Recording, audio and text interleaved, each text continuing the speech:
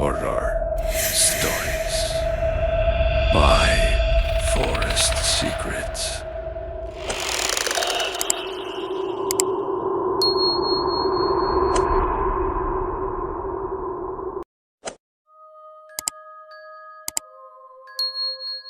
Nag-jogging lang ako, pero hindi ko inaasahan na may mangyayaring ganoon.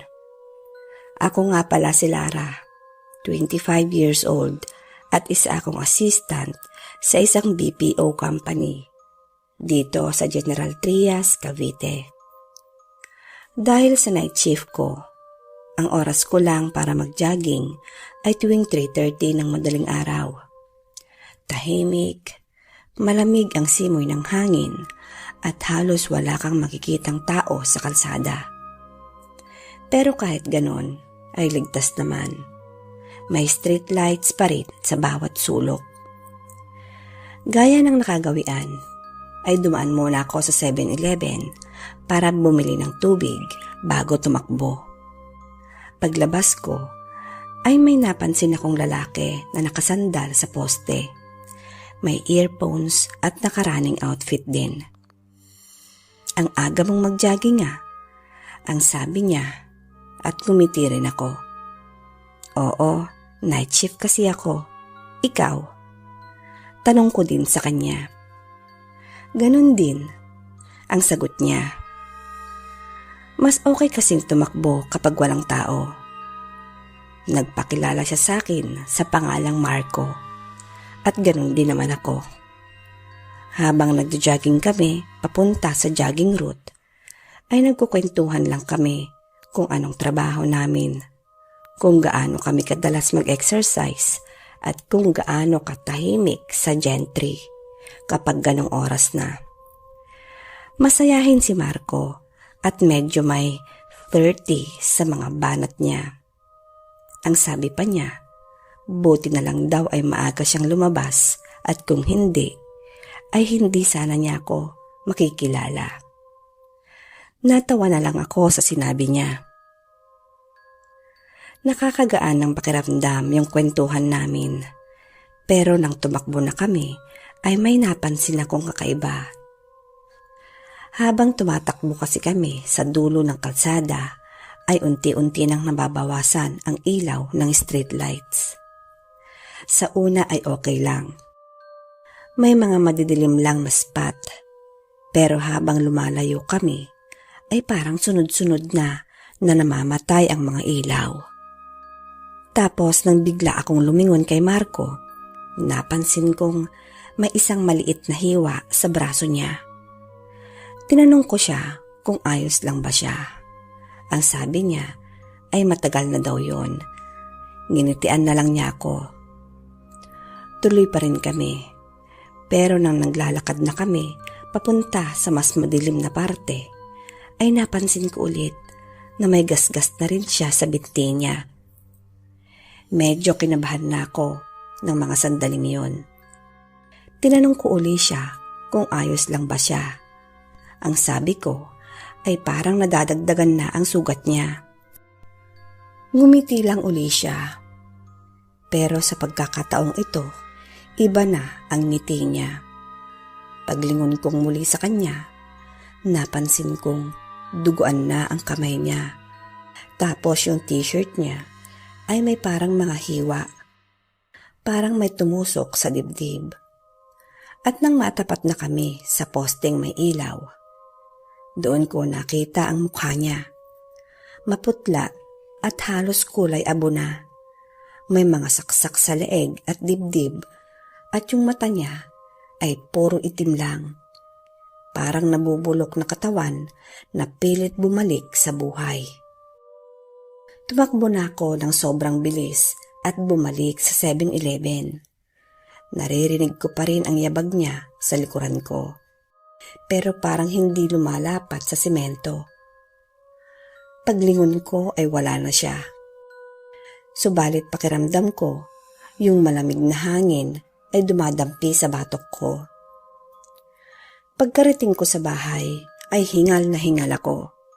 Hindi ako makatulog buong araw.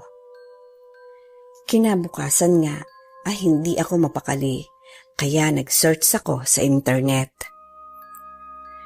General Trias, Cavite. Killed near 7-Eleven. At lumabas ang lumang article. Taong 1997, isang lalaking nagngangalang Marco Villanueva, 27 taong gulang, brutal na pinatay habang nagjo-jogging. Pinaniniwala ang sinaksak habang bumibili sa 7-Eleven bago mag-umpisang tumakbo. Nanlamig ako sa nalaman ko. Parehong lugar, parehong oras, at parehong pangalan. Hanggang ngayon, tuwing napapadaan ako sa 7-Eleven, papunta sa jogging route, ay may naririnig akong mahinang boses sa hangin. Ang aga mo rin mag-jogging, Lara. Mula nga noon, hindi na ako nag-jogging sa madaling araw. Dahil minsan ay hindi mo alam kung ang makakasabay mo ay tumatakbo pa ba talaga o matagal nang patay. Ako nga pala si Rodel, isang security guard. 2 taon na akong palipat-lipat ng trabaho. Kaya nang inalok ako ng isang malaking sahod para magbantay sa isang lumang bahay sa Davao del Sur, ay agad kong tinanggap. Ang sabi ng agency, wala masyadong tao dyan, pero kailangan lang nabantayan sa gabi. 2.5 per night. Sino ba naman ang tatanggi doon? Pagdating ko sa bahay, medyo kinilabutan ako. Malaki ito, parang ancestral house na bato at kahoy. Tahimik pero ramdam mong may nakamasid. Pinakilala ako ng caretaker sa amo ko. Matandang babae na nakaitim, maputla, pero ang mga mata niya parang laging gising. Rodel, simple lang ang trabaho mo. Aniya, huwag kang aalis sa gate, huwag kang matutulog at huwag kang lilingon kapag may narinig ka. Akala ko ay biro lang yon, pero nang sumapit ang hating gabi ay nagsimula na ang kakaiba. May mga yabag sa loob ng bahay at kahit alam kong wala namang tao ron, may naririnig din akong pagaspas na parang malaking pakpak, mabigat at umiikot sa bubong. Nung una ay sinubukan kong hindi pansinin, subalit isang gabi ay narinig ko ang boses ng babae mula sa likod ng gate. Rodel, buksan mo, may bisita ako. Ang problema, yung amo ko, nakikita kong natutulog sa loob ng bahay. Kinabahan na ako, pero nilakasan ko ang loob ko at sinilip sa siwang. Hindi ko makakalimutan ang nakita ko. Isang nilalang na babae, mahaba ang kanyang buhok, pero kalahati lang ang katawan niya.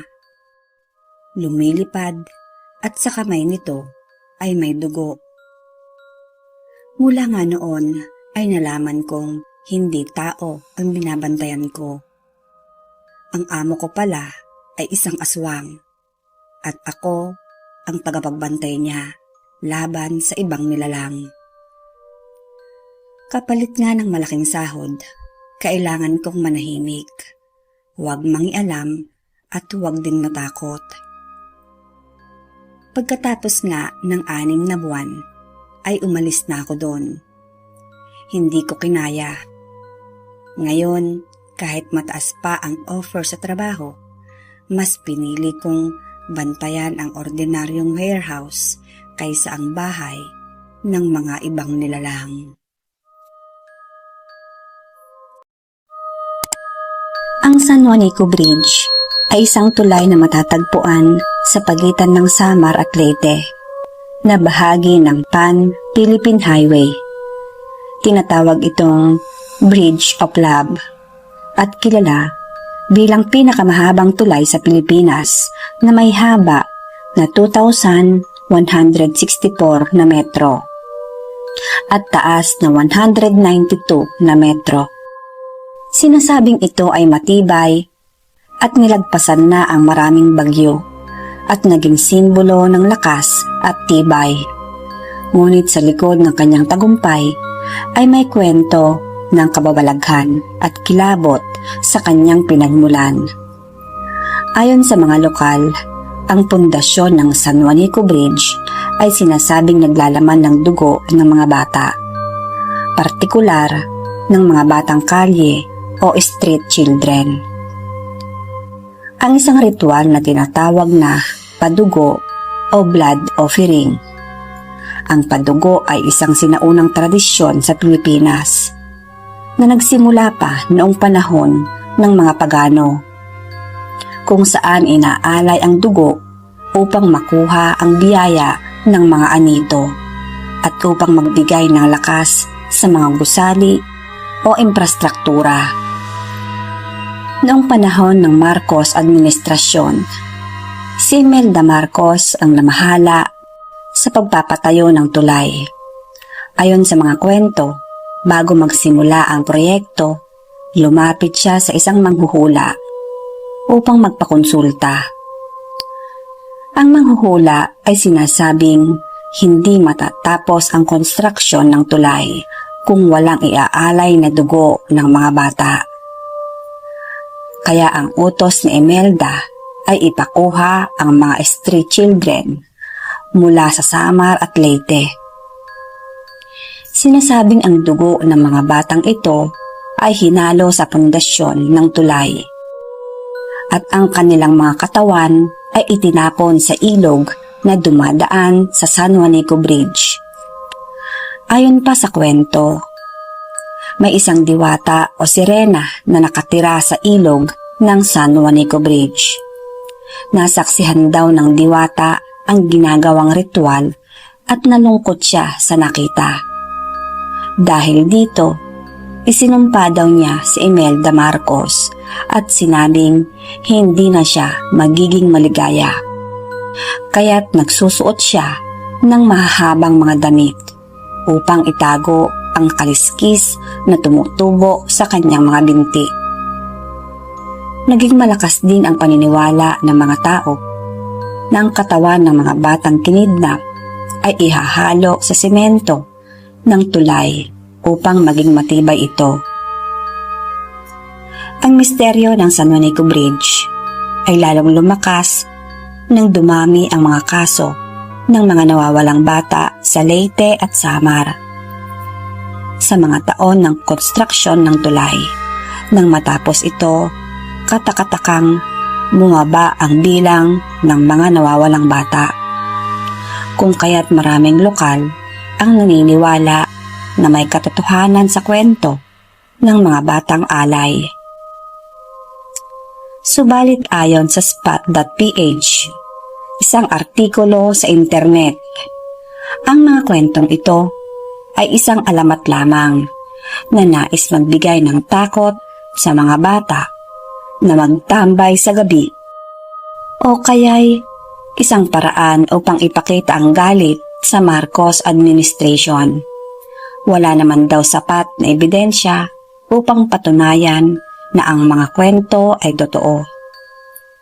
Hanggang ngayon nga ay wala pa ring nakakaalam kung tunay nga ba ang mga pangyayari o isang simpleng alamat lang ng kwento ng San Juanico Bridge. Kaya ang kwentong ito ay nananatili pa ring isang misteryo. Ako nga pala si Rodel, isang security guard. 2 taon na akong palipat-lipat ng trabaho. Kaya nang inalok ako ng isang malaking sahod para magbantay sa isang lumang bahay sa Davao del Sur, ay agad kong tinanggap. Ang sabi ng agency, wala masyadong tao dyan, pero kailangan lang nabantayan sa gabi. 2,500 per night. Sino ba naman ang tatanggi doon? Pagdating ko sa bahay, medyo kinilabutan ako. Malaki ito, parang ancestral house na bato at kahoy. Tahimik pero ramdam mong may nakamasid. Pinakilala ko ng caretaker sa amo ko. Matandang babae na nakaitim, maputla, pero ang mga mata niya parang laging gising. Rodel, simple lang ang trabaho mo. Aniya, Huwag kang aalis sa gate. Huwag kang matutulog at huwag na huwag kang lilingon kapag may narinig ka. akala ko ay biro lang yon. Pero nang sumapit ang hating gabi, ay nagsimula na ang kakaiba. May mga yabag sa loob ng bahay, at kahit alam kong wala namang tao ron, may naririnig din akong pagaspas na parang malaking pakpak, mabigat at umiikot sa bubong. Nung una ay sinubukan kong hindi pansinin, subalit isang gabi ay narinig ko ang boses ng babae mula sa likod ng gate. Rodel, buksan mo. May bisita ako. Ang problema, yung amo ko. Nakikita kong natutulog sa loob ng bahay. Kinabahan na ako, pero nilakasan ko ang loob ko at sinilip sa siwang. Hindi ko makakalimutan ang nakita ko. Isang nilalang na babae, mahaba ang kanyang buhok, pero kalahati lang ang katawan niya. Lumilipad at sa kamay nito ay may dugo. Mula nga noon ay nalaman kong hindi tao ang binabantayan ko. Ang amo ko pala ay isang aswang at ako ang tagapagbantay niya laban sa ibang nilalang. Kapalit nga ng malaking sahod, kailangan kong manahimik, huwag mangialam at huwag din matakot.